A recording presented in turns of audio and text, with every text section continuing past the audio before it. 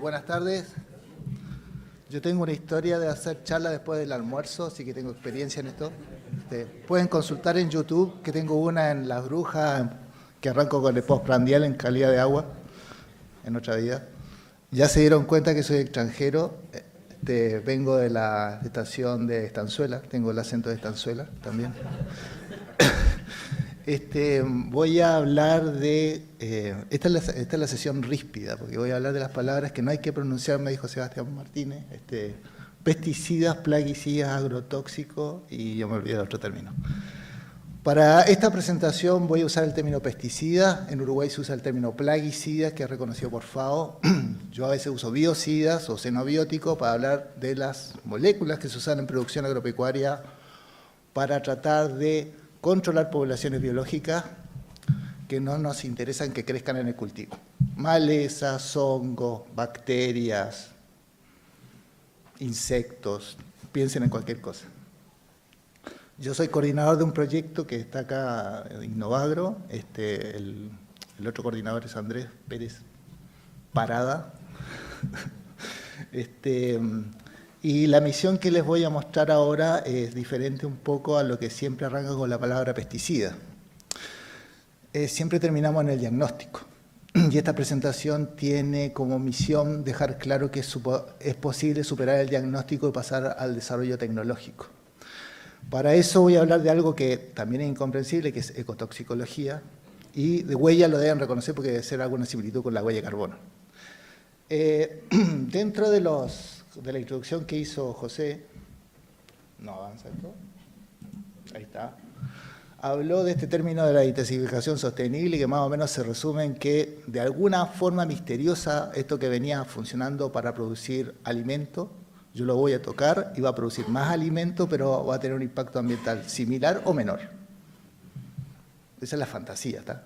Acabo de recuperar que en vez de hablar de García Márquez y el realismo mágico, vamos a ir directamente a Karl Popper. Acá, si la hipótesis no existe, es un cuento. Entonces yo voy a partir con que esta hipótesis que vamos a trabajar indica que existe una relación entre el impacto ambiental y el rendimiento del cultivo, que va a ser igual o inferior a lo que ya tenemos. O sea, hay alguna opción que puedo usar. Para explorar esta hipótesis, vamos a usar el experimento a largo plazo que está ahí fotografiado, que ya lo contaron 8.000 veces.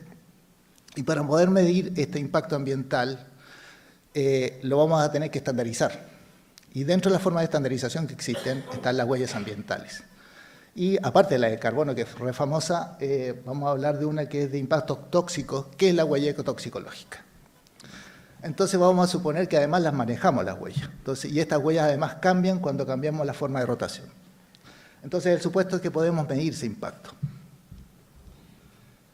Pero además tenemos que, en este esquema de que nos van poniendo palabras nuevas y condiciones nuevas, además tenemos que trabajar con el esquema de una sola salud, o sea, implica que lo que vamos a producir además no tiene que tener contaminación y además el ecosistema no debería tener impactos notorios que pudiesen atentar contra los techos de rendimiento o la biodiversidad que estaba mirando Sebastián. ¿Cómo funciona eso? Cuando usamos moléculas en los cultivos, sobre todo pesticidas, estamos jugando con dos cosas. La sensibilidad a un tóxico, ¿sí? Y la exposición al tóxico. Es como cuando uno toma antibióticos, también es un tóxico porque mata específicamente lo que queremos matar y nosotros lo toleramos. Ahora, ¿cómo se ve eso? Yo puedo mover el mouse acá, sí. Todos los organismos funcionan igual. Si uno cambia la dosis de exposición, de acá, de izquierda a derecha, pasa de estados de salud a estados de estrés y estado de enfermedad, porque uno va haciendo que se pierda el equilibrio bioquímico, fisiológico del organismo, hasta que uno lo logra matar. Ahora, no todos mueren a las mismas concentraciones, y eso se expresa con esta gráfica que está abajo, que a medida que yo cambio la exposición, ¿sí? Hay organismos que son más sensibles y se mueren antes, ¿sí? El 50% se muere antes, y otros que son más tolerantes. Con esos conceptos de exposición y sensibilidad, yo podría manejar la estimación de la capacidad de daño sobre lo que estoy buscando. Así que hablo ahora de un concepto nuevo que se llama riesgo, que es la multiplicación entre la exposición al tóxico y la sensibilidad al tóxico. Y esas combinaciones, que son un factor, ¿sí? Pueden ser de diferente tipo. Pueden haber, por ejemplo, una fuente radioactiva que es altamente dañina, pero si no me expongo nunca voy a tener el riesgo de tener un daño por eso. Otras que pueden tener una alta toxicidad, pero si la exposición es baja, la multiplicación puede que dé una combinación similar a algo que tengo con baja toxicidad, pero alta exposición, ¿sí? Entonces la diversidad empieza a aparecer. Estos dos conceptos, exposición y sensibilidad, los vamos a tratar de mantener, porque ahora con esos conceptos vamos a trabajar en la huella ecotoxicológica.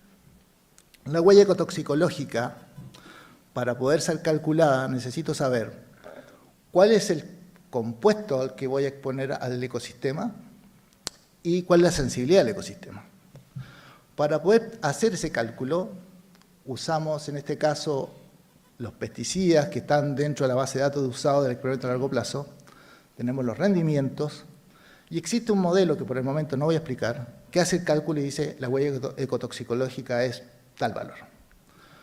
El método APEDAL, que le puse yo, es un método que simula el modelo estándar, que lo que hace es calcular la distribución de destino final del pesticida que se aplica en el cultivo, cuánto va al agua, cuánto va al suelo, y para pasar eso a un formato estándar, la masa que fue la dividimos por la dosis letal 50 de un organismo de referencia. Por ejemplo, un copépodo para el agua y las lombrices que le gustan a Sebastián para lombriz de tierra. Además, hicimos un cálculo de cuánto queda el pesticida en el grano. El primer resultado que pueden tener acá es que a 8 años del experimento se muestrearon 3 rotaciones, con diferente intensidad, la de arroz continuo, la de pastura larga, que es la de referencia, y la de soja. Ninguno de esos granos, grano pulido, dio valores que superaran el umbral requerido por Europa, ¿sí? Pero no el umbral de determinación química, sino el umbral de ingesta máxima diaria. Se propuso, y esto fue un estudio que hizo LATU, mirar el escenario de máximo consumo y altas dosis que pudiesen haber en ese grano, y aún así no se lograba pasar el umbral de criterios de seguridad alimentaria. O sea, ninguna de las rotaciones a esta altura tiene una herencia de pesticidas tan grande que genere productos que puedan quedar fuera del mercado. Por lo tanto, estamos cumpliendo con la primera parte de una sola salud, que es que el producto que se genera es inocuo. La duda ahora es saber si el ecosistema además queda bien. Este es el primer cálculo de la huella ecotoxicológica usando el modelo USETOX. El modelo USETOX es un modelo de consenso, o sea, trae 2 modelos internos. Un modelo que es de distribución de destino final para un escenario ambiental específico y una base de datos de consenso de la dosis letal 50 de varios organismos de referencia. Y calcula la pérdida de biodiversidad o el daño ambiental en un número abstracto, que por el momento lo vamos a dejar así. Y acá está el cálculo para... ¿Se puede correr el reloj? Ahí está. Se calculó específicamente para cuál sería el impacto en agua y cuál sería su impacto en suelo, ¿sí? Para tener una primera estimación si las rotaciones cómo se comportan en relación al ecosistema. Pueden ver que de izquierda a derecha, acá van a ver en agua, la rotación a pastura larga está muy cerca de lo que sería el 0, lo cual tiene lógica, porque si pensamos que el sistema natural tiene pastura y le agregamos un cultivo, debería estar cercano al 0, o sea, por sentido común. A medida que esa rotación se va cortando, o sea, la relación de la pastura va desapareciendo, la rotación va aumentando, y cuando agregamos cultivo de secano, el impacto se incrementa. El mismo patrón aparece en suelo, y el primer razonamiento es que las rotaciones, su principal diferencia son los insecticidas. Los insecticidas en general son moléculas muy tóxicas. Cuando hicimos este cálculo, se hizo primero las unidades tóxicas comparables por cultivo, por réplica de cultivo, se sumó el total de la rotación y después se dividió por la masa cosechada y por la longitud de años de la rotación. Por lo tanto, todo está expresado en la misma unidad de medida. El método APEDAL siguió más o menos la misma lógica. La diferencia es que el método que hicimos nosotros trata de cubrir una falla que tiene el modelo USETOX, que complementa la huella del agua por la norma ISO, que es que el modelo tiene un listado de pesticidas que usa Europa, y algunos de los pesticidas que nosotros tenemos registrados no están en la Unión Europea. Entonces, no tenía capacidad de modelarlo o le faltaban datos. Acá usamos un escenario que es extremo, o sea, asumimos que no se biodegrada el producto, el de USETOX sí asume que tiene biodegradación, y usamos solamente un organismo de referencia, que en el caso del agua fue Daphnia, y en el caso de suelo fue lombriz de tierra, como dije recién. Hasta acá el modelo solamente está haciendo una estimación y es una buena estimación de lo que podríamos diferenciar de las rotaciones. O sea, la hipótesis de que podemos medir un impacto más, aparte de la que midió Ignacio, energía, huella de carbono, agua, se agrega a esta una capacidad más de estimación, ¿sí? En general, hasta acá, toda la gente cree que son números. Pero, ¿qué pasa si los números coinciden con la realidad? El foco de este proyecto que yo coordino con Andrés es tratar de ver si el modelo predice bien la exposición al tóxico. O sea, yo hice una estimación matemática. La segunda parte la va a contar ahora Andrés, que va a decir cuánto es el valor real. O sea, hay una diferencia en todos los modelos. La segunda parte es si la estimación sobre el daño del ecosistema es real también, y eso es lo que está midiendo Sebastián. La idea es calibrar el modelo para que se ajuste lo más posible a la predicción del impacto de las rotaciones. Si miran esta gráfica, acá tenemos el conteo de individuos de lombrices, y acá el cálculo que yo recién les mostré de este modelo que hicimos nosotros en Excel. Esta gráfica que está acá, que es el impacto sobre lombrices de suelo, es el mismo que copié acá.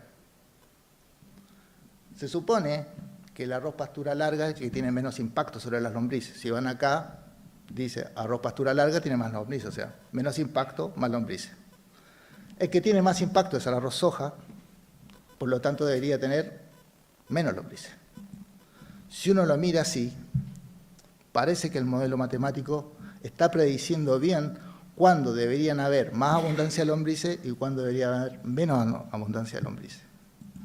Con los resultados que ya tenemos, se puede decir que tenemos dos metodologías de estimar el impacto de las rotaciones y discriminarlas entre ellas.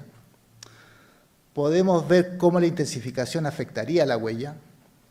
Podemos ir dentro de la rotación e identificar en forma estandarizada cuáles son los pesticidas que están aportando la suma global. O sea, ya no hay un misterio sobre cómo comparar glifosato con 2,4-D o con, no sé, algún tebuconazol. Lo podemos pasar todo a la misma unidad y ver cuál es el que está aportando la suma global. Y además podemos saber que el producto que estamos cosechando no está excediendo los límites de inocuidad alimentaria. Lo que está faltando es calibrar el modelo matemático con los datos de la realidad que tiene Andrés y con los datos que tiene de realidad Sebastián. Con esto además sacamos una herramienta nueva que excede las rotaciones arroceras, porque este método se podría usar en otro tipo de rotaciones, por ejemplo en secano, se podría usar también para poder controlar y mejorar la forma de registro de pesticidas en Uruguay. Y esos son los resultados.